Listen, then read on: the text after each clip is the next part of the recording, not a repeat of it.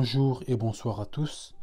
Bienvenue dans cette troisième partie de Une chose que Christ nous demande envers les païens. Dans Matthieu chapitre 7, le premier verset, on nous dit « Ne jugez point, afin que vous ne soyez point jugés ». Le jugement aujourd'hui est devenu un fléau. Nous jugeons tout le monde sans connaître quel est le plan de Dieu pour chacun. Ici, on nous dit de ne pas juger les autres. Et Dieu ne vous jugera point. Lorsque nous parlons du jugement, nous avons une facilité à étaler le problème des autres, les péchés commis par les autres, mais nous ne regardons jamais les nôtres. Nous y posons un avis, mais si nous regardons bien, nous pouvons aussi être dans le même bateau. Dieu nous juge sur la manière dont nous jugeons les autres. Et sur ce point, la chose que Christ nous demande envers les païens, c'est que nous puissions arrêter de les juger.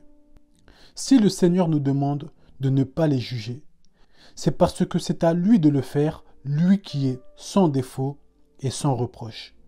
Mais nous, on peut toujours nous reprocher quelque chose. Quelle est la chose à faire concernant les païens? C'est de prier pour eux, de demander la grâce de Dieu pour qu'ils découvrent la vérité. C'est de les amener vers la personne du Christ, lui qui transforme les hommes. On dit souvent que les critiques ne changent pas une personne, mais la prière, oui. Combien de personnes tu as critiquées? Et combien de fois tu as prié pour eux?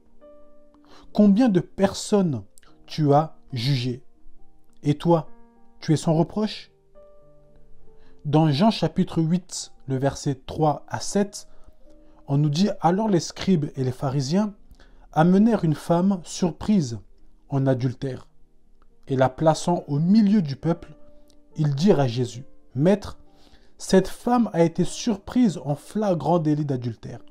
Moïse, dans sa loi, nous a ordonné de lapider de telles femmes. Toi donc, que dis-tu » Il disait cela pour l'éprouver, afin de pouvoir l'accuser. Mais Jésus, s'étant baissé, écrivait avec le doigt sur la terre. Comme il continuait à l'interroger, il se releva et leur dit « Que celui de vous qui est sans péché jette le premier la pierre contre elle. » Si tu es sans péché, tu peux la juger, mais on a aussi des reproches à te faire. Ainsi, tout homme n'est pas habilité à juger un autre, car lui aussi sera jugé. Les pharisiens jugent cette femme en demandant sa mort, mais Christ leur rappelle qu'ils ne sont pas aussi tout blancs, que de la même manière que cette femme a commis un péché, les pharisiens faisaient des choses que Christ aussi leur reprochait. On ne dit pas d'accepter le mal que cette femme a commise. D'ailleurs, Christ lui dit « Va et ne pêche plus ». Toi qui condamnes les autres, il y a des choses aussi que Dieu condamne en toi. Ce que tu juges chez les autres, il y a aussi des choses que les gens remarquent chez toi. Dans Matthieu chapitre 7, le verset 3 à 5, on nous dit « Pourquoi vois-tu la paille qui est dans l'œil de ton frère, et n'aperçois-tu pas la poutre qui est dans ton œil? Ou comment peux-tu dire à ton frère « Laisse-moi ôter une paille de ton œil, toi qui as une poutre dans le tien. » Hypocrite, ôte premièrement la poutre de ton œil, et alors tu verras comment ôter la paille de l'œil de ton frère.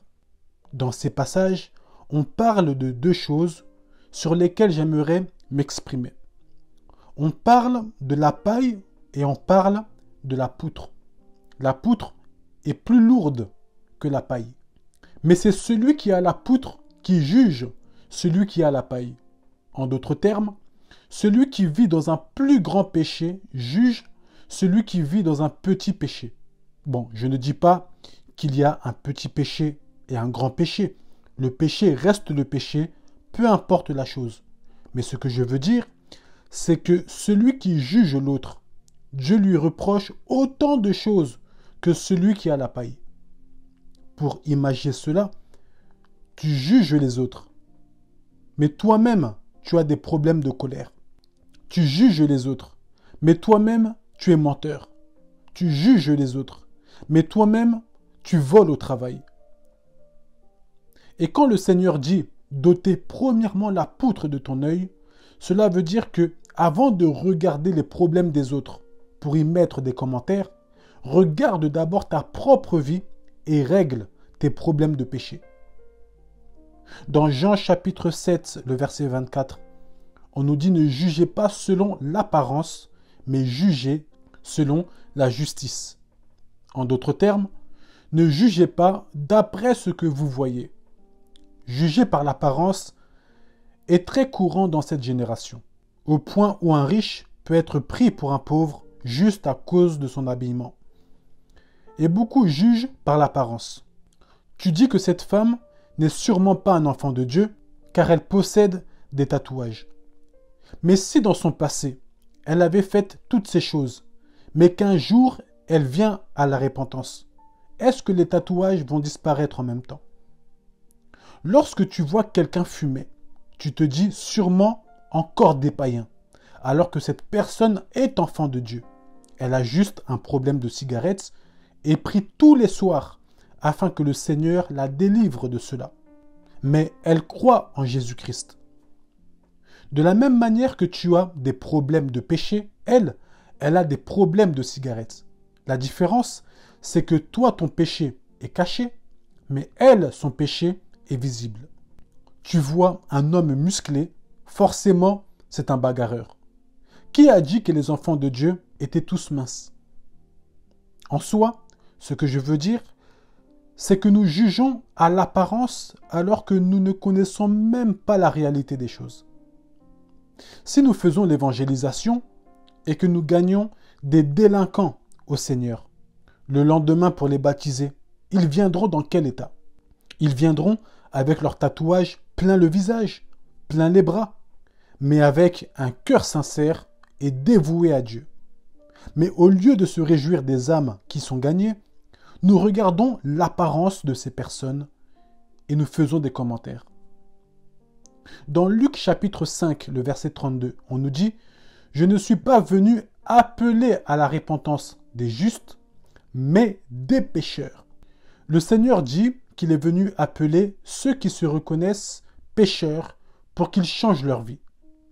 Les personnes que Dieu cherche, ce sont des personnes mal au point, les personnes détruites par Satan. La manière dont nous les jugeons en dit long sur notre cœur.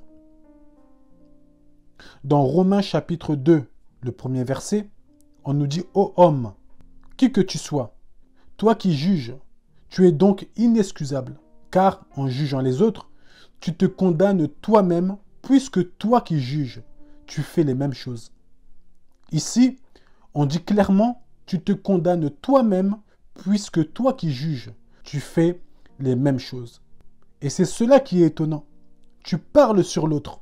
Entre-temps, tu fais la même chose. Tu corriges un frère sur un point, mais tu n'acceptes pas qu'on te corrige, toi qui commets le même péché. Tu juges, mais tu fais la même chose que celui sur qui tu parles. Souvent, nous critiquons des personnes, mais si nous étions dans la même situation, nous aurions fait la même chose. Ou même pire. Agissons d'une autre manière avec amour, discernement et humilité. C'était le message de Dieu. Merci beaucoup.